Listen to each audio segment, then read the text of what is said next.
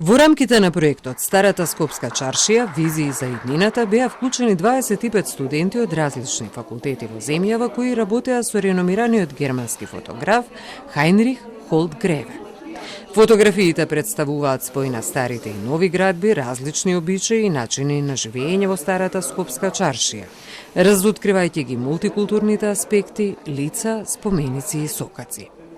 Грижата и заштитата на културното наследство се исклучително важни, но кои се практиките во Франција во таа насока? И веќе многу одамна и од 19 век имаме јавна политика многу силна за заштита на културното наследство. Тоа значи дека има финанси за да се одржи тоа културно наследство, имаме правила, имаме пракси кои што го заштитува тоа наследство. Не може да се прави било што со културни историски градби, не може да се прави нешто во нивна близина и тоа е дел на цела една државна политика. Има архитекти кои што се специализирани во сетата, во заштитата на културното наследство. Меѓутоа важно е затоа што тоа е дел од нашето идентитетски и културно и историско наследство.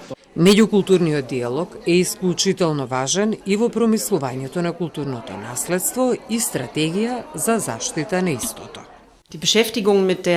Токму архитектурата која што ја имаме во нашите градови и во нашите земји и работата за сочувувањето на културното наследство, на нашето заедничко културно наследство е дел од нашата работа и ние го искусуваме тоа.